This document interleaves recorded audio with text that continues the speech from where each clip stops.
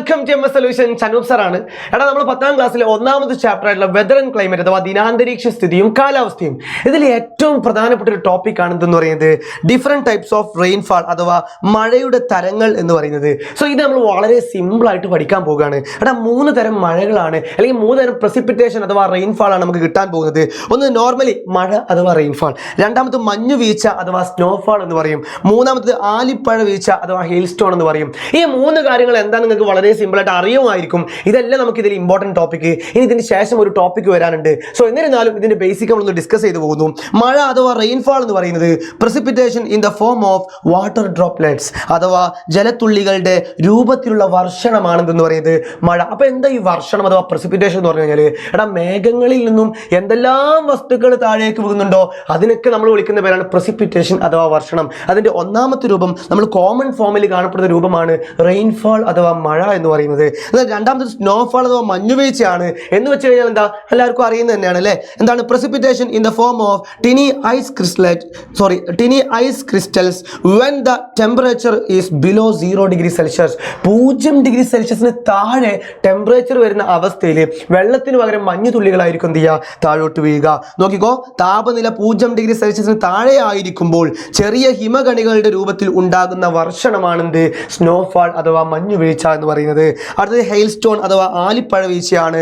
Laid ice pellets formed by repeated condensation and freezing which fall to the earth അഥവാ ആവർത്തിച്ചുള്ള ഘനീകരണം എന്ന് പറയുന്നതാണ് മുകളിലേക്ക് പോകുന്നതോറും ചൂട് കുറഞ്ഞ് ആ തണുപ്പുള്ള വെള്ളത്തുള്ളികൾ കൂടിച്ചേരുന്ന ആ പ്രോസസ്സിനെ വിളിക്കുന്ന പേരാണ് കണ്ടൻസേഷൻ അഥവാ ഘനീകരണം. അങ്ങനെ എന്ത് ചെയ്യുന്നു, ആവർത്തിച്ചുള്ള റിപ്പീറ്റേഷൻ കണ്ടൻസേഷൻ, ആവർത്തിച്ചുള്ള ഘനീകരണത്തിലൂടെ അതുപോലെ തണുപ്പിക്കൽ മൂലവും എന്ത് ചെയ്യുന്നു, രൂപപ്പെടുന്ന പാളികളുള്ള മഞ്ഞുകട്ടകൾ എന്ത് ചെയ്യുന്നുണ്ട്, ഭൂമിയിലേക്ക് പതിക്കുന്നുണ്ട്. ഇതുപോലെ ചെറിയ ഐസ് കട്ടകളെ പോലെ എന്ത് ചെയ്യുന്നുണ്ട്, താഴേക്ക് പതിക്കുന്നുണ്ട്. അതിനെ നമ്മൾ വിളിക്കുന്ന പേരാണ് എന്ത്, ഹെയിൽ സ്റ്റോൺ അഥവാ ആലിപ്പഴ വീഴ്ച എന്ന് പറയുന്നത്. ഇനിയാണ് നമ്മൾ പറയാൻ പോകുന്ന ഏറ്റവും പ്രധാനപ്പെട്ട ടോപ്പിക്, ടൈപ്സ് ഓഫ് റെയിൻഫാൾ അഥവാ മഴയുടെ തരങ്ങൾ. എത്ര തരം മഴകളാണുള്ളത്? 3 തരം മഴകളുണ്ട്.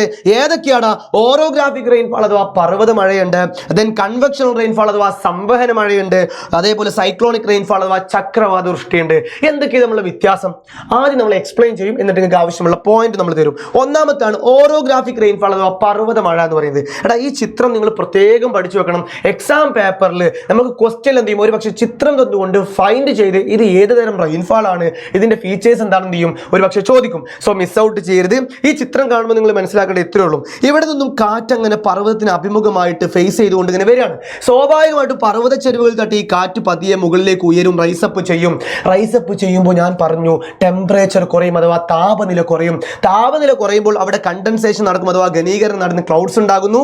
അതേ ചെരിവിൽ എന്ത് ചെയ്യും, നല്ല ഹെവി റെയിൻഫാൾ, കിഡിലോസ്കി ആയിട്ടുള്ള മഴ പെയ്യും. സോ ഈ മഴയെ നമ്മൾ വിളിക്കുന്ന പേരാണെന്ത്, ഓറോഗ്രാഫിക് റെയിൻഫാൾ അഥവാ പർവ്വത മഴ എന്ന് പറയുന്നത്. എന്നാൽ അതിന്റെ ഓപ്പോസിറ്റ് സൈഡിൽ എന്താ സംഭവിക്കുക നോക്കിക്കോടാം. അതായത് ഇവിടെ നല്ലോണം മുകളിലേക്ക് ഉയർന്നു പൊങ്ങിയിട്ടുണ്ട്, റൈസപ്പ് ചെയ്തിട്ടുണ്ട്. അതേ ക്ലൗഡ്സിൽ നിന്നും അതേ ഭാഗത്തേക്ക് നല്ല രീതിയിൽ മഴ കിട്ടിയിട്ടുണ്ട്. അപ്പൊ നിങ്ങൾ ചോദിക്കും, എന്താ മാഷേ ഇപ്പൊ ഈ മഴ അങ്ങനെ ചെരിഞ്ഞു പോണ്? ഞാൻ നേരത്തെ പറഞ്ഞു, കാറ്റ് ഇവിടുന്ന് ഇങ്ങോട്ടാണ് വീശുന്നത്. അപ്പൊ മഴ എന്ത് ചെയ്യും, ഈ ഭാഗത്തേക്ക് ചെരിഞ്ഞിട്ടാണ് എന്ത് ചെയ്യുക, പെയ്തിറങ്ങുക. അപ്പൊ ഇനി മനസ്സിലാക്കി നോക്കുക, ഇതിലൊന്നും കൂടാതെ കുറച്ച് സിഗ്മ കാറ്റുകൾ ഉണ്ടാവും. ഒറ്റ മൈൻഡ് ആൾക്കാർ ഓരെന്ത് ചെയ്യും, പതിയെ അപ്പുറത്ത് കൂടെ ഇങ്ങനെ ഇറങ്ങിപ്പോവും. സോ ചൂടായിട്ട് ഇറങ്ങിപ്പോവുക. സോ അതുകൊണ്ട് തന്നെ ഈ ഭാഗത്ത് ഡ്രൈ വിൻഡാണ് ഉണ്ടാവുക. സോ ഈ ഡ്രൈ വിൻഡ് ഉള്ള ഈ ഭാഗത്ത് റെയിൻഫാൾ ഇല്ലാത്തതുകൊണ്ട്, മഴ ഇല്ലാത്തതുകൊണ്ട് ഈ ഏരിയയെ നമ്മൾ വിളിക്കുന്ന പേരാണ് എന്ത്, റെയിൻ ഷാഡോ റീജിയൻ അഥവാ മഴ നീയൽ പ്രദേശം. എന്താ വിളിക്കുക, മഴ നീയൽ പ്രദേശം. സോ അതിന്റെ നോട്ടൊക്കെ ഇവിടെ കൊടുത്തിട്ടുണ്ട്. രണ്ടാമത്തെ ടൈപ്പ് ആണ് എന്തെന്ന് പറയുന്നത് കൺവെക്ഷണൽ റെയിൻഫാൾ അഥവാ സംവഹന മഴ. എന്താണ് ഈ കൺവെക്ഷണൽ റെയിൻഫാൾ? എന്താണ് ഈ കൺവെക്ഷൻ പ്രോസസ്സ്? നമ്മൾ ഈ ഒന്നാമത്തെ ചാപ്റ്ററിൽ ആദ്യം തന്നെ പഠിക്കുന്ന ഒരു ടോപ്പിക് ഉണ്ട് അല്ലേ, അഡ്വെക്ഷൻ, അതേപോലെ കൺവെക്ഷൻ, അതുപോലെ തന്നെ കണ്ടക്ഷൻ ഉണ്ട്, റേഡിയേഷൻ ഉണ്ട്. അതായത് താപചാലനമുണ്ട്, സംവഹനമുണ്ട്, അഭിവഹനമുണ്ട്, വികിരണമുണ്ട്. ഈ 4 പ്രോസസ്സ് ഹീറ്റ് ട്രാൻസ്ഫർ പ്രോസസ്സാണ്, താപചാലന പ്രക്രിയകൾ. സോ ഇതിൽ ഏറ്റവും പ്രധാനപ്പെട്ട ഒരു പ്രക്രിയയാണെന്ന് പറയുന്നത് കൺവെക്ഷൻ അഥവാ സംവഹനം എന്ന് പറഞ്ഞത്. അതായത് മക്കളെ ഏറ്റവും സിമ്പിൾ ആയിട്ട് മനസ്സിലാക്കി നോക്കുക, ഇതാണ് എർത്തിന്റെ സർഫസ് അഥവാ ഉപരിതലം. ഇവിടേക്ക് സണ്ണിൽ നിന്നും സൺലൈറ്റ് ഷോർട്ട് വേവ് ആയിട്ട് എന്ത് ചെയ്യുന്നു, വരുന്നു. അങ്ങനെ എർത്തിന്റെ സർഫസ് അഥവാ ഉപരിതലം എന്ത് ചെയ്യുന്നു, ചൂട് പിടിക്കുമ്പോൾ എന്ത് സംഭവിക്കും, ഇവിടെയുള്ള എയർ പാർട്ടിക്കിൾസ്, ഇവിടെയുള്ള വായു കണങ്ങളൊക്കെ എന്ത് ചെയ്യും, മുകളിലേക്ക് റൈസപ്പ് ചെയ്യും, ഉയരാൻ തുടങ്ങും. അങ്ങനെ മുകളിലേക്ക് ഉയരം കൂടുന്തോറും അല്ലെ, ഉയരത്തിലേക്ക് പോകും തോറും സ്വാഭാവികമായിട്ടും ഈ വായു കണങ്ങളുടെ ചൂട് കുറഞ്ഞ് അവിടെ കണ്ടൻസേഷൻ നടക്കും, ഘനീകരണം നടക്കും. അവിടെ ക്ലൗഡ്സ് അഥവാ മേഘങ്ങൾ ഫോം ചെയ്യും. അങ്ങനെ ആ മേഘങ്ങളിൽ നിന്നും അടിപൊളിയായിട്ടുള്ള മഴ എന്ത് ചെയ്യും, ബാക്ക് ടു എർത്ത്, ഭൂമിയിലേക്ക് വീണ്ടും പെയ്തിറങ്ങുന്നു. അതായത് ഈ കൺവെക്ഷൻ നടന്ന അതേ സ്ഥലത്തേക്ക് എന്ത് ചെയ്യുന്നുണ്ട്, റെയിൻഫാൾ വരുന്നുണ്ട്, അത് മഴ പെയ്യുന്നു. വരുന്നുണ്ട്. അതുകൊണ്ട് നമ്മൾ അതിനെ വിളിക്കുന്ന പേരാണ് ഇത് കൺവെക്ഷണൽ റെയിൻഫാൾ അഥവാ സംവഹന മഴ എന്ന് പറയുന്നത്. ഇത് അധികവും നിങ്ങൾ മനസ്സിലാക്കി വെക്കുക, സൂര്യപ്രകാശം ഏറ്റവും കൂടുതൽ ഭൂമിയിലേക്ക് എത്തുന്നത് 12 മണിക്കാണ്. എന്നാൽ ഭൂമി ഏറ്റവും കൂടുതൽ ചൂട് പിടിക്കുന്നത് 2 മണിക്കാണ്. സ്വാഭാവികമായിട്ടും ഇവിടുന്ന് ഇവാപറേറ്റ് ചെയ്ത് പോകാൻ, ബാഷ്പീകരിച്ച് മുകളിലേക്ക് പോകാൻ സമയമെടുക്കും. അപ്പോൾ ഒരു 3, 3:30, 4 മണിയാവുമ്പോഴാണ് ഈ മഴ പെയ്യുക. സ്വാഭാവികമായിട്ടും ആഫ്റ്റർനൂൺ അഥവാ വൈകിട്ട് 4 മണിക്ക് മഴ പെയ്യുന്നത് കൊണ്ട് തന്നെ ഈ മഴയെ നമ്മൾ വിളിക്കുന്ന പേരാണ് 4 മണി മഴ അല്ലെങ്കിൽ 4 o'clock റെയിൻഫാൾ.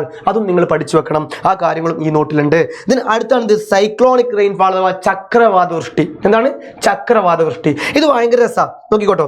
അതായത് കോൾഡ് എയർ അഥവാ തണുത്ത വായു ഉണ്ട്, വാം എയർ ചൂടായ വായു അഥവാ ഉഷ്ണവായു ഉണ്ട്.